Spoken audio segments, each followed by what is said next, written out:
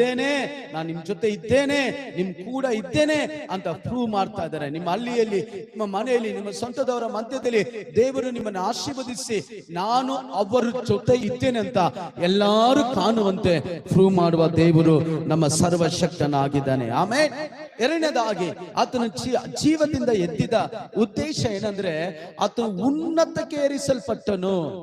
ಆಮೇಲೆ ಪಾತಾಳಕ್ಕೆ ಹಾಕಲ್ಪಟ್ಟನು, ಪಾತಾಳದಿಂದ ಉನ್ನತಕ್ಕೆ ಏರಿಸಲ್ಪಟ್ಟನು. ಕಾರಣ ದೇವರು ಮೇಲೆತ್ತಲ್ಪಟ್ಟನು. ಹಲ್ಲೆಲೂಯಾ. ಎಷ್ಟು ಜನ ಸಂತೋಷವಾಗಿದ್ದೀರಾ? ನಮ್ಮ ದೇವರು ಮೇಲಿದ್ದಾನೆ. ಅದಕ್ಕೊಂದು 100 ವಾಕ್ಯ ಹೇಳ್ಬೋದು. ನಮ್ಮ ದೇವರು ಎಲ್ಲಿದ್ದಾನೆ? ಮೇಲಿದ್ದಾನೆ. Hallelujah, hallelujah. ಬೈಬಲ್ ವಾಕ್ಯ ಹೇಳ್ತದೆ, ಎಫೆಸರ ಪುಸ್ತಕ 4ನೇ ಅಧ್ಯಾಯ 9ನೇ ವಾಕ್ಯದಲ್ಲಿ ಆತನು ಮರಣದಿಂದ ಎಬ್ಬಿಸಲ್ಪಟ್ಟು ಎಲ್ಲಿಗೆ ಏರಿಸಲ್ಪಟ್ಟನು?